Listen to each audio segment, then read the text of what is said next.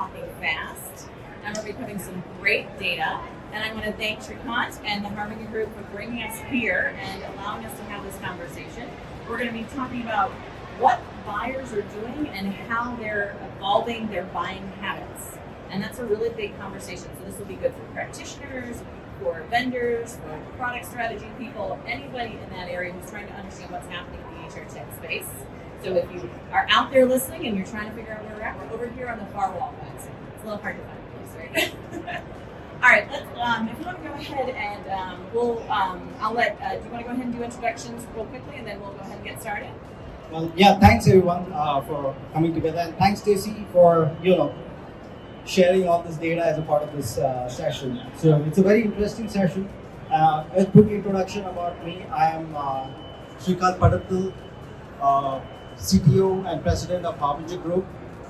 So what my passion is to look at emerging technology and how we can apply it to transition, change, build new products and solutions. So here today, it's an interesting time where AI is probably disrupting everything, and we're here to share how AI is going to shift the buying patterns in the coming days. And hopefully this short glimpse will lead to many more discussions. Yeah, definitely. I'm going to go ahead and go to the next slide. We'll talk a little bit about where the data is coming from. We'll give while the technology comes back on. For those of you who might not know who Sapient Insights Group are, we are a research and advisory firm, and we focus on doing research in the HR technology space from all the buyers. And you've got, thank you. I didn't know if we were on this slide yet. So I just want to make sure that people realize that the data that we're going to be sharing today, you're allowed to talk about it. You're allowed to talk about it in your LinkedIn post. I will ask that you don't take any pictures and put them into AI at this point. One of the things we have to now say in all of our presentations is that everything has to be kind of kept out of AI. AI doesn't do a really good job of interpreting charts for us or figuring out who is the owner of that IP, so that's our big thing. But the other thing to know about our data, everything you're going to see today comes from buyers. So our research is the voice of the customer. And if you want to go on to the next slide, I'll talk a little bit about, you can go on to the next one a little bit. The thing to know about our data is that we do this annually. We've done this research for over 28 years. Anybody here seen our research previously in the past? Anybody? We got, look at you guys, I love that. So for the last 28 years, we have done a survey to the HR tech buying community, and we've asked them, what are you using? How are you using it? How long have you been using it? What are the tools you're using?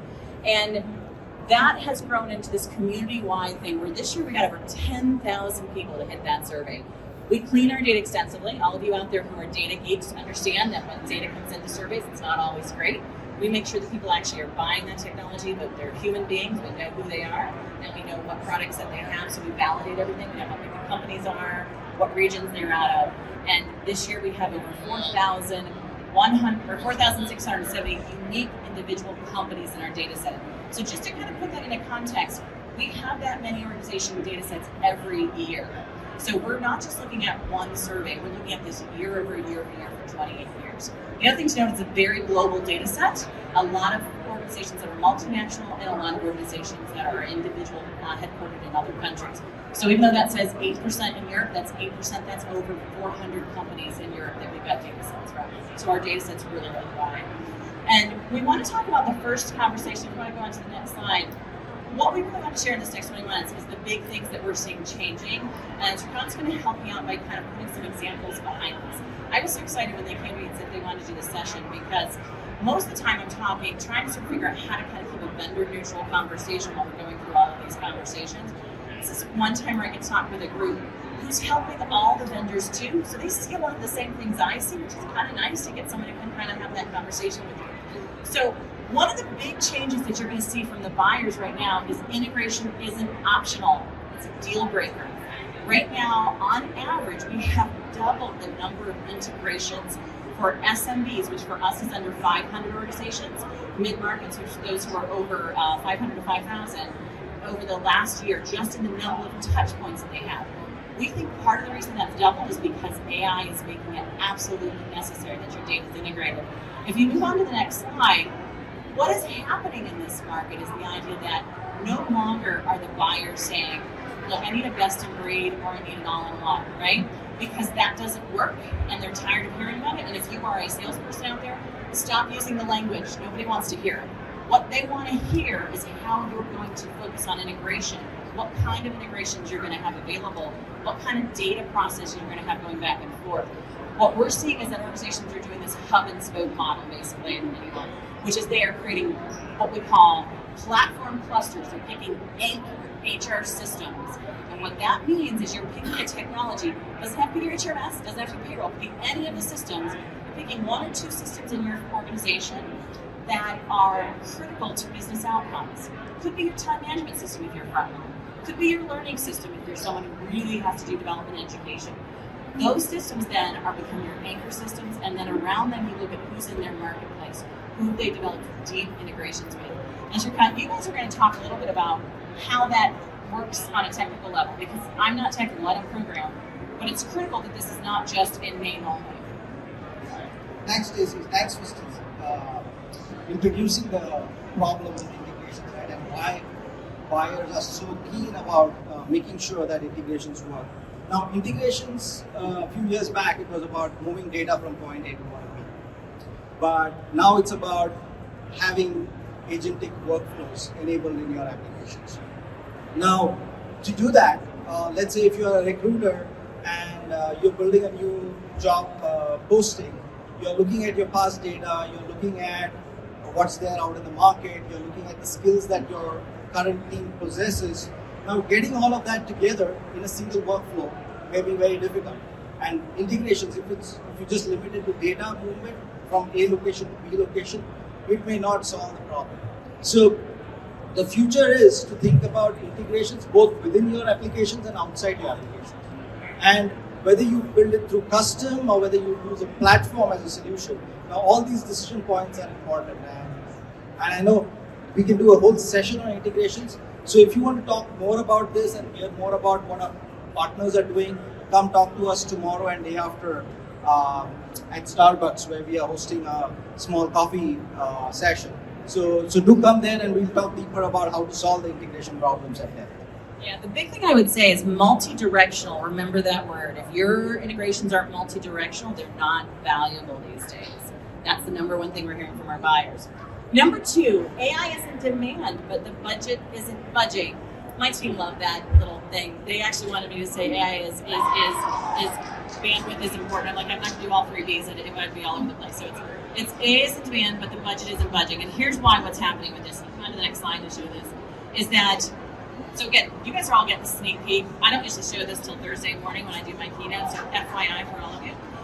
When we talk about where HR buyers are spending their money, we ask one question: where are you going to be?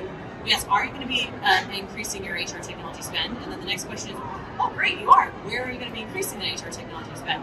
This year, about 30% of organizations will be planning to increase their HR technology spend. Slightly down from last year. Come next to my Thursday meeting, we'll talk a little bit more about what that means. But there's still spending happening. But where they're very interested in intelligent tools at all levels, SMB, mid-market, and enterprise. Last year, the only group that was spending money on intelligent tools was at the enterprise level, 5,000 and above. This year, they're putting budget away for intelligent tools in your SMB and your mid-market. But here's the difference. 57% of them said buyers who expect AI and HR tech want it without an add-on fee. They want the AI. So here's the answer to this, guys. Let me give you the secret. They don't want to be nickel and dimed. They don't want to have, oh, turn this on and pay an extra $30. We are seeing a decline in Microsoft Copilot actually right now compared to where they were last year, because people are actually starting to pull back from the investments they're making in that right now. What they want is they want just to raise the price and have it across everything. Don't tell me what I think, because it's not valuable if I'm not using it across everything. So they're okay with a small increase. They're not okay with you saying this is the reason why it's increasing for just this little bit of AI, because they're not using it. So that's the big win on that one. And if we move on to the next slide, the other conversation I think you have to have with this is not just I'm doing AI. Yes, it's important. We all know that people are talking about it. It's not the most important thing. What they really want to know is what kind of an experience are you creating? How are you creating a tailored workflow that has flexibility in it? Because that's what AI is supposed to do. It's fixing a lot of our ills, the best way to put it, in HR, right? We've got a lot of technology that doesn't talk to each other, and AI is allowing it to talk to each other. But when we're doing that, we want to have an interface that they can tailor and that they can make very flexible, which means I want to expect personalization from my employee. Go on to the next slide. What that looks like here is HR service delivery is all about evolving an experience, not for one person in the company, not for 4 or 5 personal profiles, but evolving a experience in the company for every individual person. That's the expectation they have around what AI is going to do for the employee. So now, Mary in accounting, who has this type of benefits and this type of payroll and this type of learning need, will get her own experience. And Bob, who is the CEO, is going to have a very different experience that's very tailored to him individually. And that's something we're not quite ready for in the market, but we need to get to, because that's the expectation with AI, why I'm investing in it. And let me tell you what's happening. These little red numbers here, they're a little hard to see on this chart, but basically that's the percentage of organizations who have adopted AI inside those applications. So only 5% of organizations have adopted AI in wellness, only 4% in engagement. The number one HR application that's getting adoption is the HRMS, and only 12% of organizations that I'm adopting the AI thing that's inside of my HRMS. So just think about how many people. Now, we do know that about 31% of organizations are using AI in their processes. So the remainder of them who aren't using embedded, they're using Microsoft Copilot, ChatGPT, but all the different solutions that then they're building their own models is what they're doing on top of the models. The other number I want you to pay attention to, though, in this model is that not only are we looking at all the applications and what people are using in it and how we think about the experience, they're expecting us, again, to have that tailored environment, so you need an intelligent location for all your data. So a data gathering location, so that you can access all that information and create all that tailored experience. And then I have to make decisions, once I have all this figured out, about whether I'm giving AI guidance, whether I'm doing an AI agent to do work, or whether I have an AI assistant. Those are the 3 levels that we're seeing organizations make decisions about how to embed in their service level delivery. And they're making those decisions based on the outcomes they want to achieve for the people in their organization and for their organizational business outcomes. So if you come on Thursday, we'll talk a little bit more about what that looks like. But what I really want you to focus on here is this 81%. 81% of HR professionals told us they're already using AI to do personal professional work. So just kind of think about that. Only about 40% of organizations are paying for any AI. Only about 14% of organizations are paying for, or only about 14% of the people who are in that 81% group are buying their own AI. That leaves about 30 to 40% of the market of HR professionals who are using a free AI application to do HR work. And that's a bit that we have to all be paying attention to. The bring your own AI conversation is huge. Shrikant, can you talk a little bit about how you guys are helping organizations? Did you have a slide after this, or no? Are you sure? Okay, all right. I thought, okay. All right, so what I really wanted to make sure that we were talking about is, and that's bring your own AI conversation, is that when you talk to your businesses, or you're thinking about how we're talking about how AI is being embedded as a product, or as a sales solution, or as a buyer or an organization who's using it, is that we're not just talking about how they're currently using it for their current HR process, but what are they doing to help them get their job done, which is different from how I do performance management or learning or the process of time management. It's that how does HR work outside of even the processes that they're doing every day? And that's the next conversation here, which is most of the time when we think about what's happening with service delivery, and we think very much about the fact that we end with the idea of an outcome for an employee or an outcome for the business. What we oftentimes don't think about is that what are we doing after we get that experience? Are we taking that data and doing anything with it? Are we making any changes in the market or in our business? And ultimately what we're finding is that the number one thing organizations struggle with is reporting. You cannot just have it look smart anymore. They are now expecting to have reporting that they can utilize to go to the next level of the market, which means that I'm not just now creating an experience where they learn how to do something, I'm now creating an experience where they learn how to do something. I take that data and I report it up to the CEOs, and the CEOs now know what skills I have in the organization. It seems like it should be happening already, but it's not, right? And that's what's the challenge in the market. If we go to the next slide, what we're finding is that today's business leaders, when we ask them what's the major initiatives that are helping you drive decisions in your organization, 41% of them said that my major initiative is to increase revenue in the organization. This is business leaders, CEOs telling us this, right? 30% said that's to improve efficiency, 25% said to optimize processes, and 22% said to reduce costs. We gave them the ability to pick the top three. So basically they're saying almost half of them saying that it is to increase our revenue, and more than 70% saying that we're also cutting costs at the same time.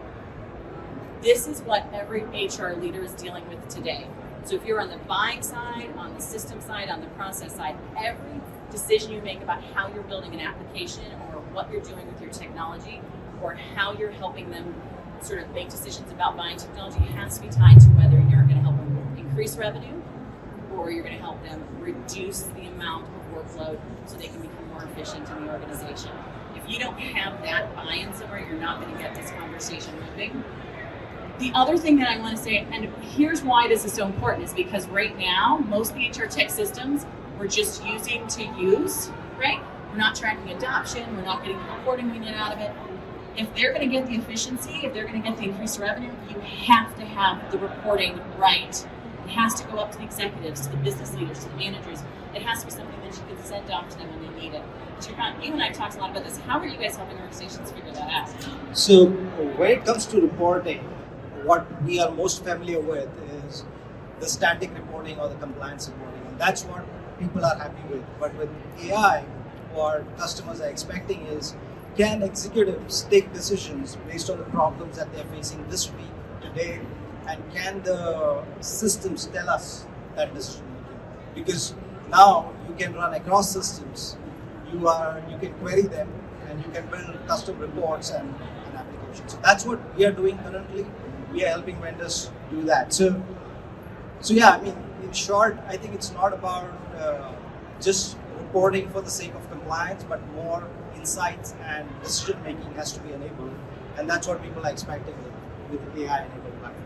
And they're expecting that they can go in and mold those reports that they're sending to their executives and the CEOs in a way that makes sense to their company, right? Which means just running a report standard 200 out of the box report isn't working. It's got to be something they can sort and filter and put out into a PDF or put out into a PowerPoint, something that's going to be meaningful to their executives. Dashboards aren't good enough anymore because they're not something that they can do something with.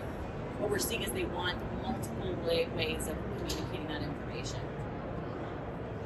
All right, last thing here, and I know we're up against time here, and I apologize because I talked really fast, and so if any of these things you want to have more comments on, talk to me afterwards.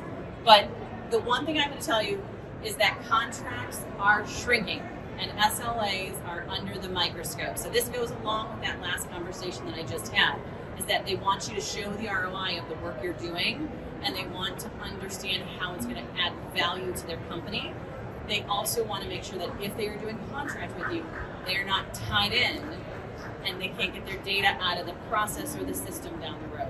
So where we were seeing 5 and 10 year contracts for big HRMSs and payrolls, the average now is much more around 3 to 4 years, and we're seeing them try to move that to even shorter time frames.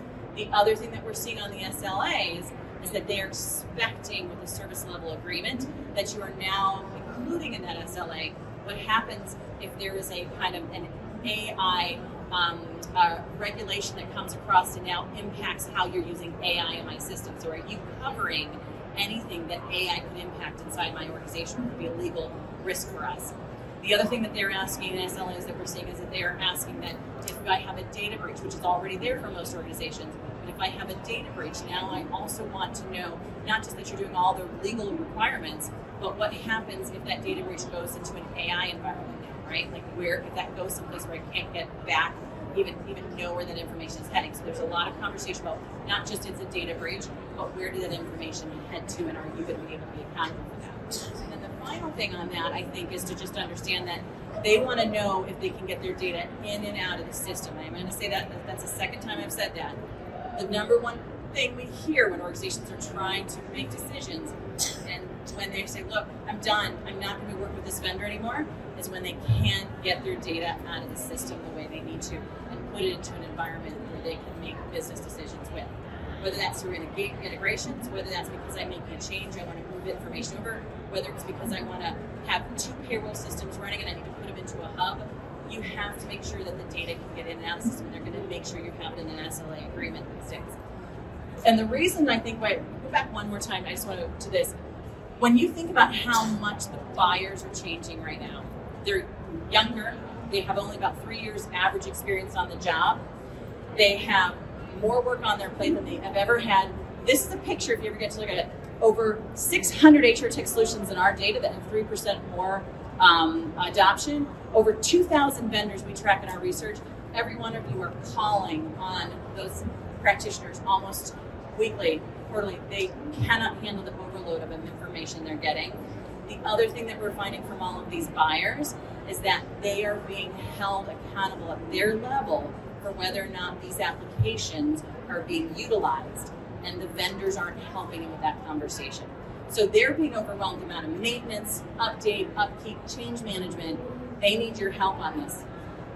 So just a quick takeaway on all 5 of these, and Shrikant, I'd love to sort of have you maybe just do a closing on this, is the buyer today is expecting a partner. And I know that's not new news to all of you. We all know that. But what you really have to understand is that in the AI space, they expect you to understand the ethics, the legal requirements. They expect you to understand what could happen if their data has a problem. They want to expect you to understand how you get data in and out of the system, which means you need to have technology and you need to have environments that work really well for them, that are well documented, that are well maintained, that are updated on a regular basis. The buyers are looking for all of that from the vendors, and they're getting it from some of the vendors. And so I think from a buying perspective, that's what you want to start asking in the conversation. Srikant, can you talk maybe a little bit about how you guys sort of handle that with your customers? Sure. So, yeah, all of these 5 points are pretty interesting, whether it's integrations, whether it's new pricing models. So, for example, if your customers are not ready to pay for AI, are they willing to pay for AI if it is more based on consumption, right? And how do you build those into your applications? Whereas from an interface standpoint, are you looking at re-platforming your application, or are you looking at building agentic workflows outside your application? So your traditional users continue to use your applications as is, and AI experience is delivered separately. So there are multiple ways of doing this. Reporting, of course, we talked. And finally, with AI, I think the biggest thing that the customer is expecting from you is, can they trust that decision making that the software is doing? And what guardrails and what traceability are you putting in so that we can confidently buy and use that software? So I think engineering all of this, and if that's something that excites you, whether you're re-platforming, building a new solution, or creating an agentic workflow on top of your existing applications, those are the problems you're trying to solve. And some of these challenges you're facing, we'd be happy to have a conversation with you at our booth. Do come in, and whether you want to build it, buy it, or integrate a partner and realize the HR solution that you're building for future, we would love to collaborate with you. So thank you, and thanks Stacey for sharing the wonderful. Yeah, thanks guys for having me up here. I know we covered a lot of information quickly, so if you have any questions, please let us know.